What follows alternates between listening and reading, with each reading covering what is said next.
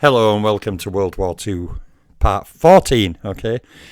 Now we left off, okay, with the German lightning advance, okay, from Bulgaria and other territories into Yugoslavia, the demolition of Sarajevo, basically Yugoslavia being carved up, okay, and then it left British, Anzac and other forces coupled with the Greek forces trying to hold the Germans from overrunning Greece, okay. Now, on April 20th, okay, hammered by Stukas, okay, British retire now Plia, Kalamata, and Monem Vasia, okay, the points fixed for the re-embarkation.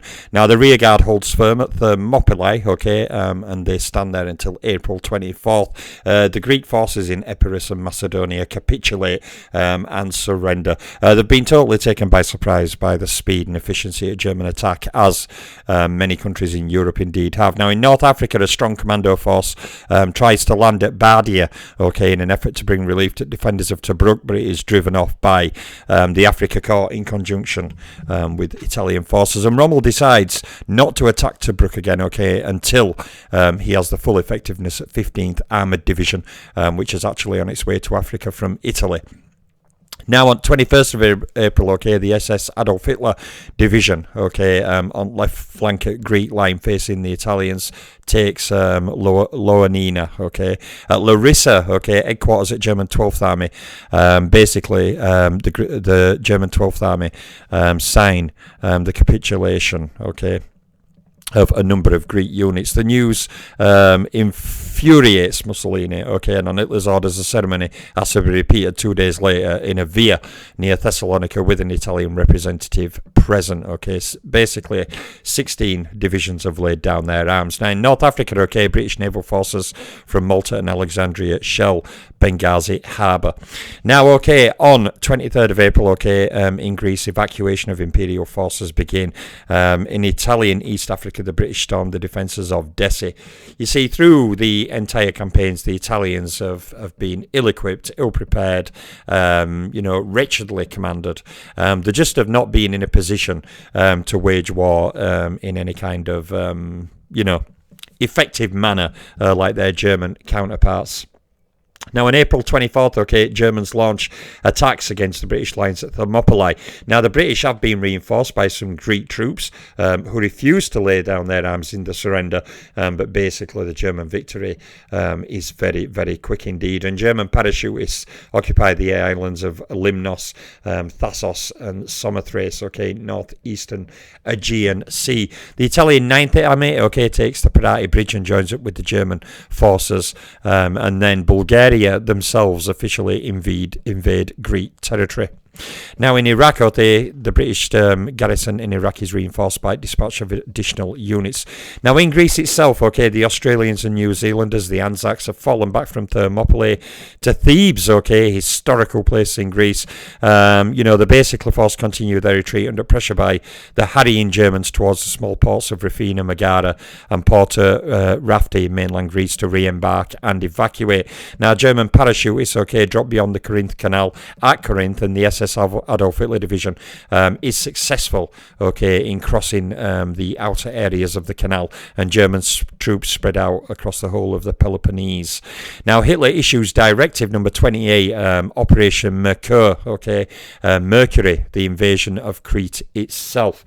Now, the German invasion of Crete, okay, will be run with vast air cover, 18 fighter and reconnaissance group, and okay, including 230 bombers, 200 Stuka dive bombers, and 240 combat aircraft. There will also be nearly 500 gliders, Junkers Ju-52 transport planes, and over 70 gliders also taking part in Operation Mercury. Now, in North Africa, okay, the Germans attack Halfaya Pass, the key to eastern approach to Egypt, and succeed in driving the British line back. In Italian East Africa, okay, situation is more difficult for the Italians at Amber Alaghi, one of the fortress areas what they retreated to after the rapid British advance. Now, on April 26, Germans continue to advance in Peloponnese. The German parachute troops capture Corinth, and actually the British and Anzac forces begin evacuating Greek territory. Now in North Africa, General von Paulus, sent by the OKW, arrives at Tobruk and makes a personal appreciation. British aircraft bomb Benghazi during the night, causing some damage. Now on April 27th, German tanks officially enter Athens, the capital of Greece. In North Africa, the British attempt to relieve the siege of Tobruk, but fail in that endeavour. And in the Far East, the British, Americans and others meet in Singapore to draw up a common defence plan in the event of a Japanese attack in the Pacific region. Now, basically, nearly 50,000 British and Poles of the British Expeditionary Force embark at the end of April. Royal Navy sends 6 cruisers, 19 destroyers and a whole number of transport ships, evacuation ships to withdraw basically the British Expeditionary Force in Greece. And in the campaign, they've lost nearly 13,000 men and had nearly 10,000 taken prisoner, and like Dunkirk, end up leaving most of their heavy equipment. Now, Italian losses, in the 6-month Greek campaign, are 14,000 dead. They've also had 50,000 wounded and some 25,000 missing. German losses in Yugoslavia and Greece are tiny. The Germans have lost under 1,700 dead and under 4,000 wounded. In retaliation for taking Yugoslavia and Greece as a whole. So German losses total about 15,700 dead and missing, and around 350,000 prisoners are indeed taken by Axis forces in the Balkan campaign. Now in North Africa, Germans capture Sollum, and at Malta, Italian and German air formations carry out a whole number of air raids on the island of Malta, trying to whittle down the defences. The British again bomb Benghazi in North Africa. And Italian East Africa units at 5th Indian Division reached the slopes of Amber Alaghi from the north, while General Cunningham's troops, pushing on after capture of Dessie, approached from the south. So they're going to encircle the fortress of Amber Alaghi. Now on April 30th, Rommel stages another huge assault on Tobruk. Massive artillery bombardment, followed up by the tanks of the arriving tank division and infantry, pushing on the British western defence line of Tobruk. Now the British fight absolutely fanatically, heavy artillery bombardment on the attacking German troops, but they do form a bit of a salient into the defences at western sector. Now, on Crete, General Freyberg is given command of British troops and Greek militia defending the island. And there's some 43,000 troops defending Crete to face the oncoming German attack.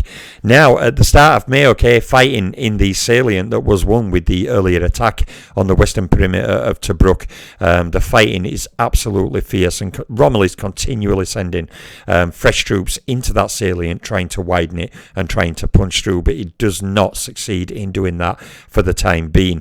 Now, British pressure on Italian defences in the Amber Alaghi sector are increased, and German and Italian planes again launch a wave of attacks on Malta. In Greece, the Germans have failed in their intention of wiping out the BEF. The whole plan of the Germans in Greece after the initial forays was to pincer and surround the BEF and destroy it, thus stopping those troops leaving and being able to reinforce British positions in North Africa.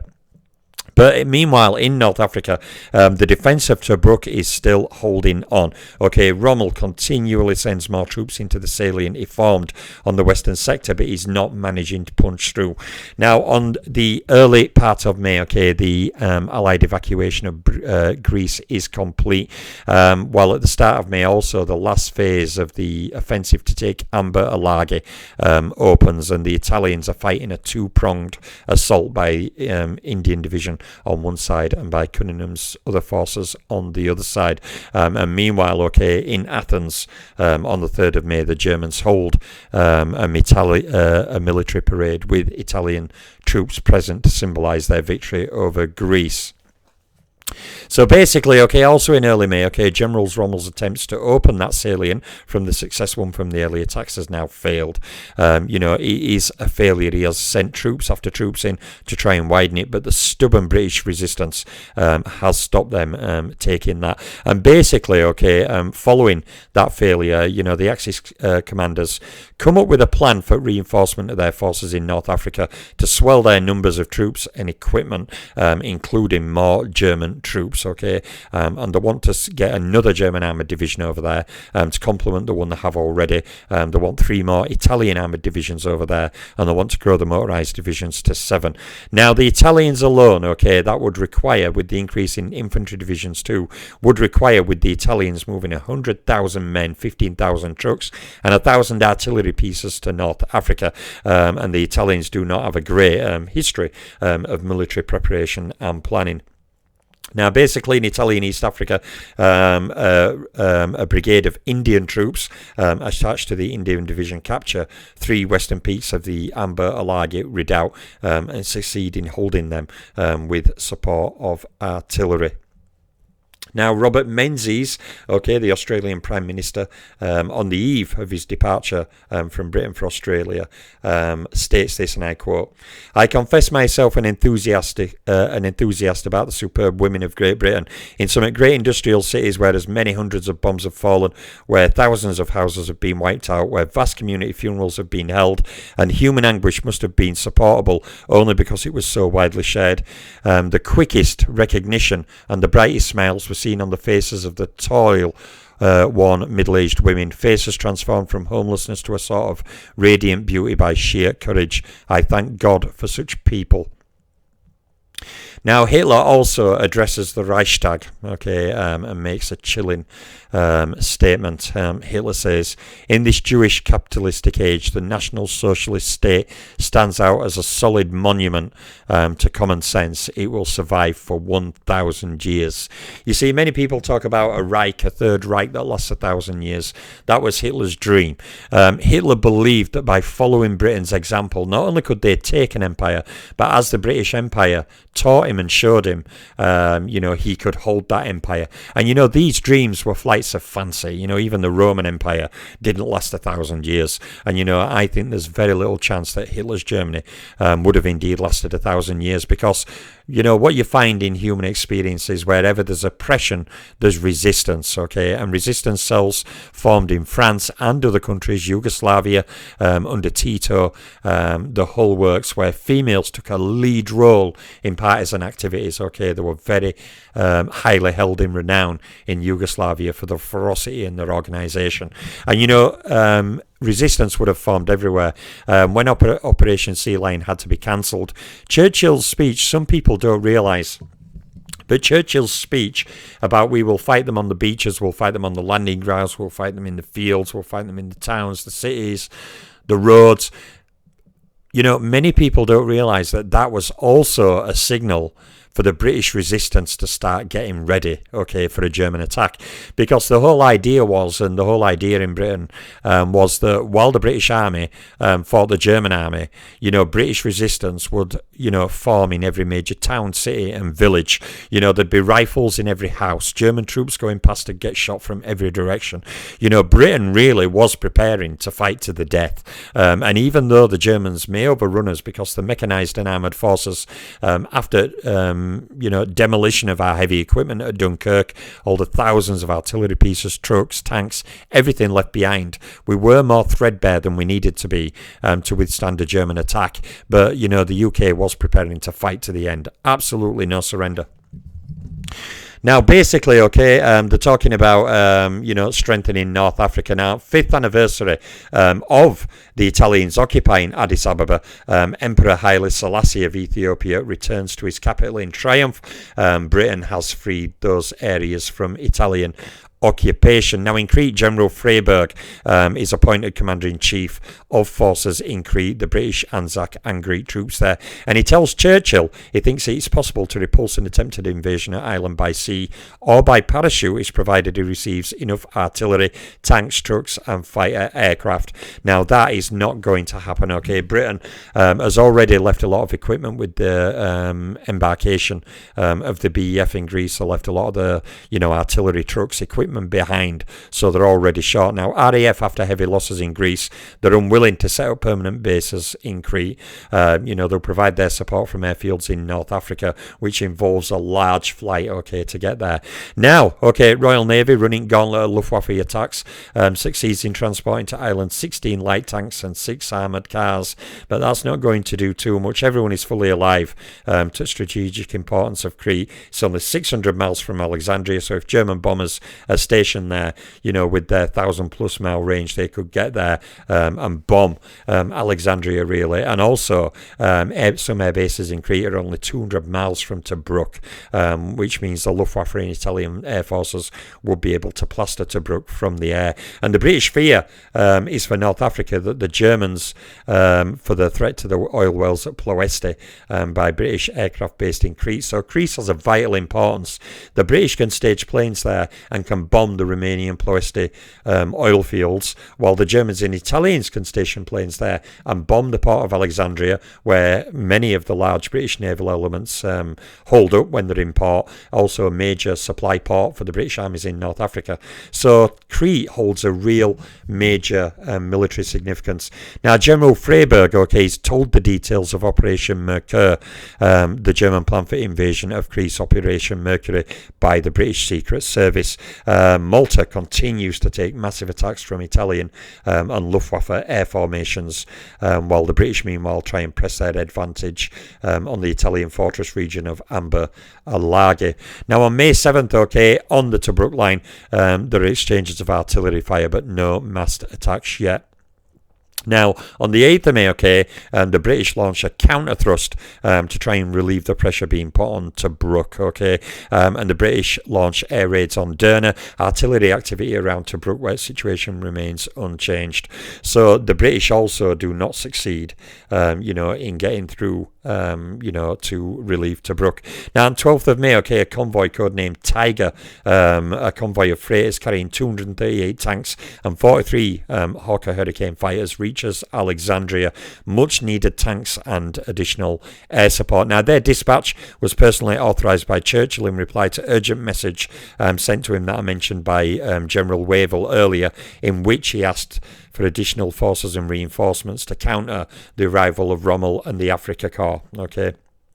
Now, basically, the German and Italian forces repel another British attempt to raise the siege of Tobruk. So Rommel launched his heavy attack. He's been trying to get through to Tobruk and has been held by the British. But now the British trying to relieve Tobruk and get more supplies into Tobruk are also being repulsed. So there's like a massive, just standoff there. Neither side can actually, achieve a win there. Italians and Germans launched massive air attacks on Malta. Now, over Malta, since the air attack where the Illustrious was followed there and attempted to be bombed, the British fighters on Malta have shot down nearly 80 Allied aircraft and have lost 32 Hurricanes.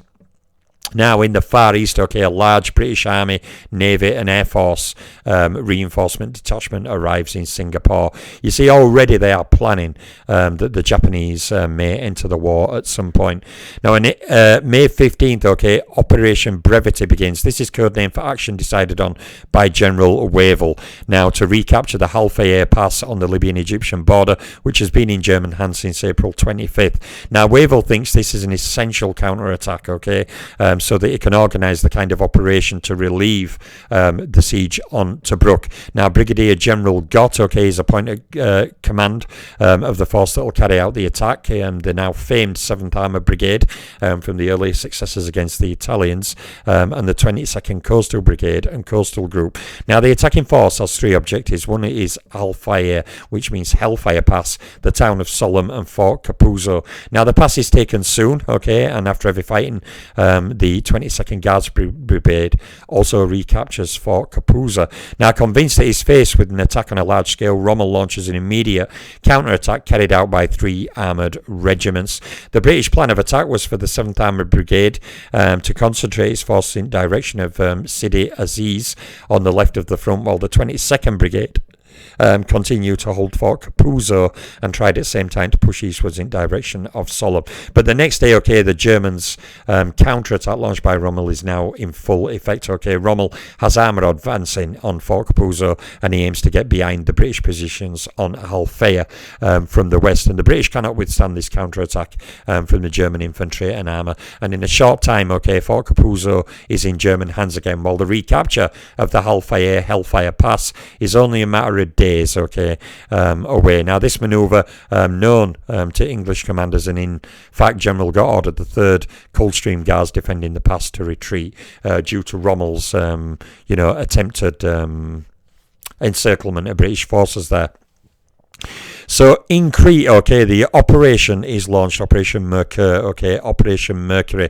Now the formations detailed to take part in operation, directed by General Student, okay, of the 7th Parachute Division, the 5th Mountain Division. Now the mountain troops will be brought across under escort of German destroyers and Luftwaffe to make a manual landing, while the parachutists are parachuted in to take key airfields and hold them, so German and Italian planes can begin to land on Crete to support the ground offensive. And like I say, there's nearly 600 Ju-52 transport planes and gliders taking part in the operation.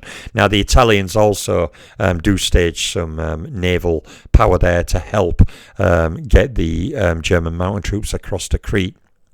Now, the Kingdom of Croatia, okay, is constituted by the Italians in Yugoslavia, okay, and this also includes the provinces of Bosnia and Herzegovina, okay. In North Africa, Chief of General Staff Marshal Frank Halder orders Rommel to leave the task of besieging Tobruk to the Italians and concentrate his own troops on operations around Solomon.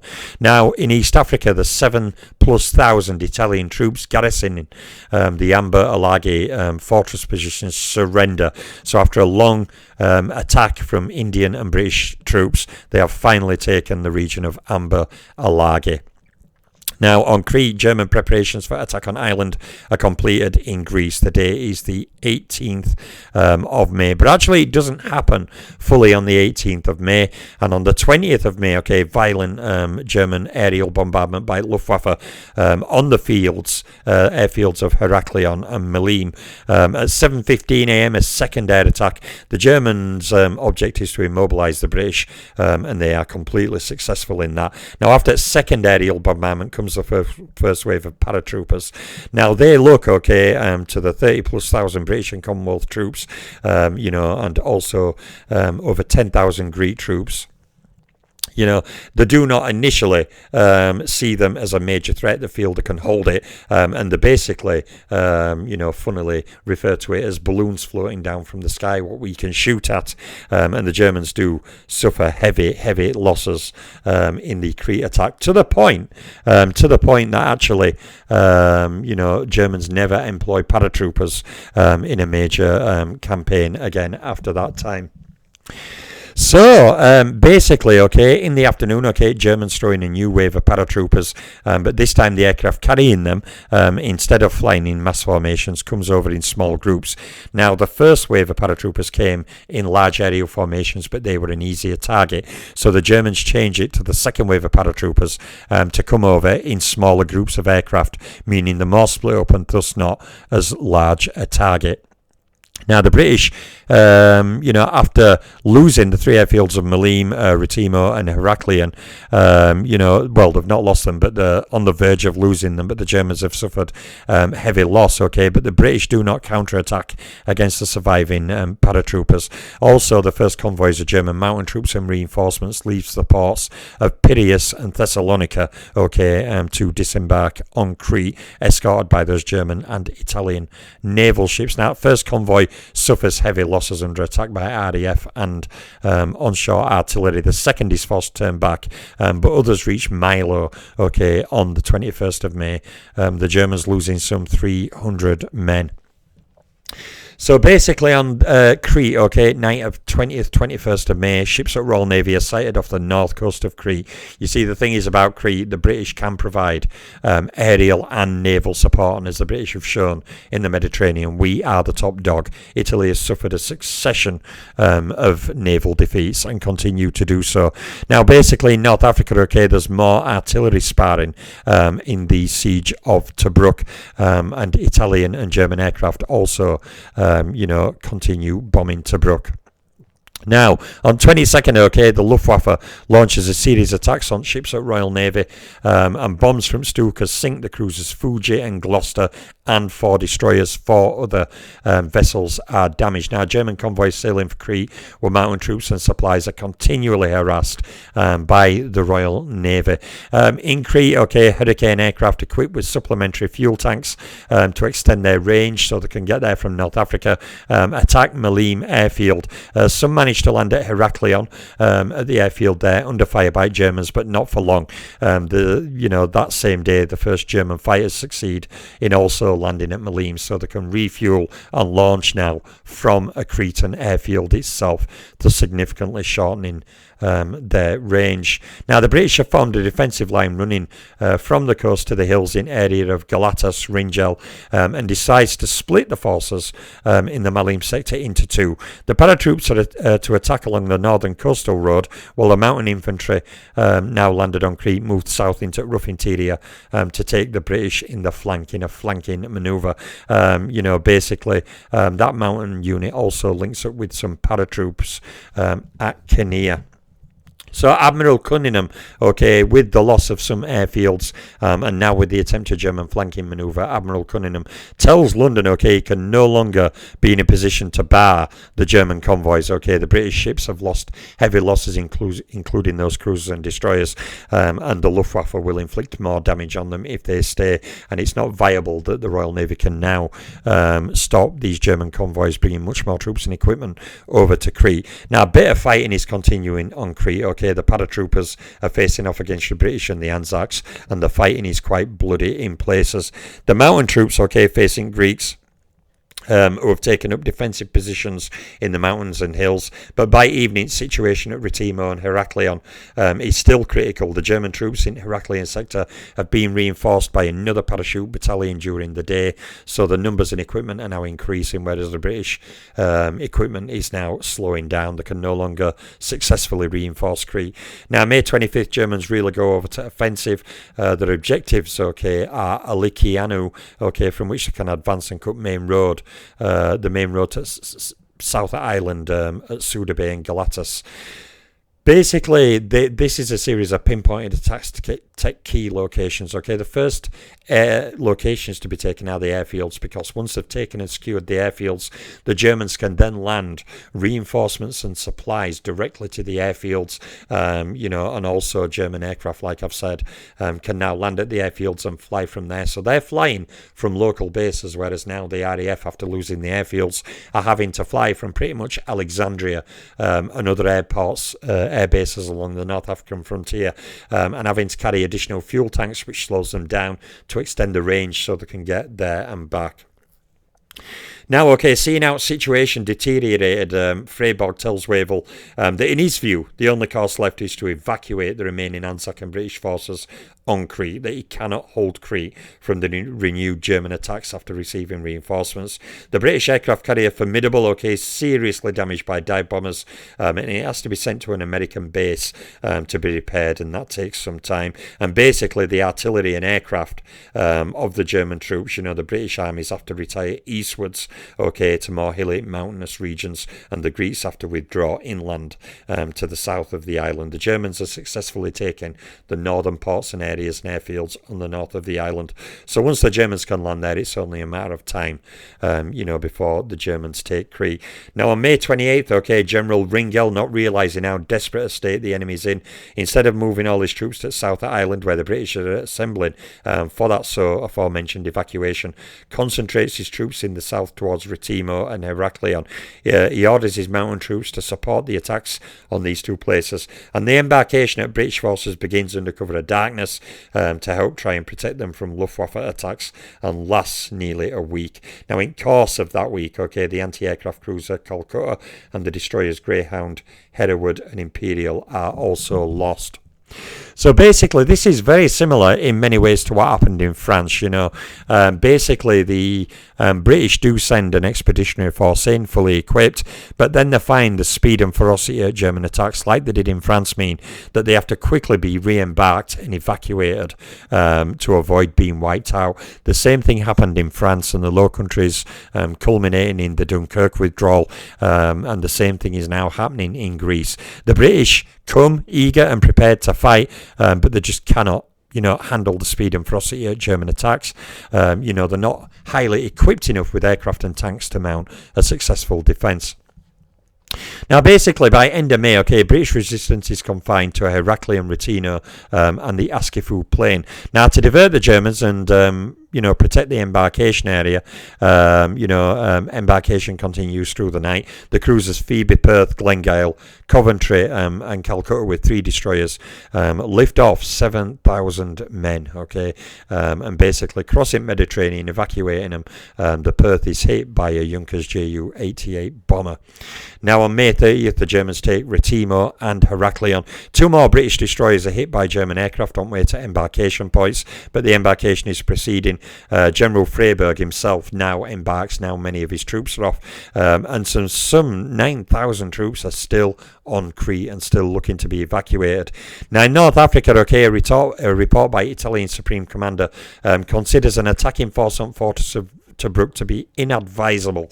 Romulus tried a few times but found the British resistance far too stubborn. On May 31st, the last detachments of British troops, not separated from their units, move as quickly as possible to Scaffia, but there is not room in the ships for all the men awaiting embarkation. The British have lost a number of ships and can no longer provide enough ships to successfully evacuate all of the troops on Crete. And by June 1st, the Battle of Crete is virtually over. There's still some British and Anzac troops evacuated that night, but for basically those left behind, they've pretty much had to be abandoned for the most part. Now, the balance sheet, for the Battle of Crete, the Allied forces lost 8,200 British troops, 3,400 Australian troops, 3,000 New Zealand troops, and the Royal Navy has lost over 2,000 men. The Germans themselves have lost 3,800 dead and missing and about 2,500 wounded, many of them paratroopers. Now, in North Africa at the start of June, another fateful event, the Vichy government, southern France, who had to sign armistice with Germany, grants the Axis powers the use of the port in Bizerta in Tunisia, The concession applies only to transportation of supplies and rations and clothing and excludes movements of men, war, materials and ammunition. And if, Hitler wanted to move troops, men, ammunition across into that port, he probably would do anyway and just order Wehrmacht to occupy southern France if they had an issue. Meanwhile, Tobruk is continually attacked now. Also, in early June, reinforcements, including Australian forces, arrive in Cyprus, the independent state of Cyprus.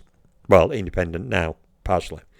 Now, law is passed, in the United States on 6th of June, permitting the US government, to requisition foreign merchant ships idle in US ports. So any foreign merchant ships that have no plans to sail in US ports can now be basically taken over. On 7th of June, Italian aircraft bombed Tobruk again, but meanwhile British aircraft carry out raids on Benghazi and Derna.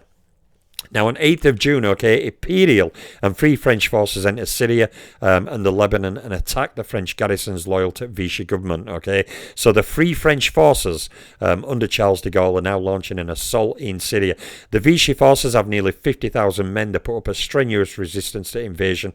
The Vichy government sends a note of protest denying collaboration with Germans in Syria, but I find that really hard to believe. Now, on June 10th, in Italian East Africa, British British launched a strong attack on the centres of Italian resistance in the Gala-Sidamo region, southwest of Addis Ababa. The Italians are commanded by General Gazira, the senior Italian commander in East Africa, since the capture of the Amber Alaghe fortress region and the surrender of the Duke of Aosta. Okay. So basically, okay, on 11th of June, okay, a British ambassador also arrives in Moscow for consultations with Russia. And on 11th of June, okay, the RAF raids the industrial region of the Ruhr Basin, okay, in Rhineland and ports in northwest Germany. And for 20 successive nights, the RAF launched multiple large air raids. Over Malta, okay, fierce air battles are going on, okay, between the Italian and British fighters. The Italian war communique says 8 Hurricanes have been shot down for a loss of 2 attacking aircraft. I find those numbers very hard to believe myself. Now, the port of Assab in southeastern Eritrea, okay, in Italian East Africa, is occupied by a British Indian naval force, and it's already been evacuated by the Italian troops to leave without a fight. In the area of Gondar, okay, west of Amber Alaghe, the British continue their attacks, and a heavy British artillery bombardment is directed on troops defending Debre Tabor. On June 13th, 1941, okay, the TASS news agency denies rumours of growing tension between Germany and the USSR. We are a week and a bit away from the greatest invasion in history that I will cover in a preparation part then a rounding of events. In North Africa during afternoon, British troops advanced from Sidi Barrini to within 25 miles at Libyan frontier. Towards evening, seeing advances being reinforced and is continuing, Rommel alerts his troops to defend their positions. And during the night, Alexandria does indeed come under attack by Italian air bombardment. Now, in East Africa, okay, British pressure continues around Gondar and Debre Tabor and in the Gala-Sidamo region. President Roosevelt on 14th of June orders freezing of all Italian and German assets in the United States. Now, okay, what I will do, okay, is I'll go through some final events. Now, basically, going forward, okay, we are close to Operation Barbarossa, okay? But what I'll do for now is just go through some more of the North African campaign before we get there. So, Operation 15th, okay, is the start of Operation Battle Axe in Sirenia. Now, the operation, which by General Wavell hopes to reduce pressure and Tobruk and possibly relieve the forces. Tobruk is managing to hold out, but the situation is getting dire on supplies, artillery shells, other things. The British plan to attack the Halfaya Pass frontally again, to try and reoccupy it again, to occupy the Hafid Ridge, okay, west of the Fort of Capuzzo, employing the 7th Armoured Brigade, the 4th Armoured Brigade and the 4th Indian Division to encircle Fort Capuzzo and Sollum. Now, by evening, British have already taken Fort Capuzzo again and the fortified position of the Hafid Ridge. At Halfaya Pass, okay, attacking forces are driven back by German artillery fire. And in this particular battle, the dreaded and famed 88mm, known as the 88 anti-aircraft gun, which Rommel turned to effective use for destroying tanks, wreaks havoc, okay, on the British armoured units. Now, having received explicit orders not to attack, Rommel leaves it to troops in fortified emplacements to break the British attack. He then moves the 5th Light Motorised Division west and then sending them south towards Sidi Omar to the west of the Hafid Ridge. Now, basically, on Malta, okay, the aircraft on Malta get reinforcements. 43 Hurricanes are flown from aircraft carriers Ark Royal and Victorious. 64 more arrived before end of month, but some of these are to then fly on to Egypt. Now, on 16th of June, okay, as it moves southwards, the German 5th Light Motorised Division is attacked all day by British 7th Armoured Brigade, but the British Brigade suffers heavy losses and loses nearly all its tanks, okay, by enemy action, many of them lost to the dreaded 88s. By June 17th, having reached the top of Sidi Omar, the German 5th Light Motorised Division turns east towards Sidi Suleiman.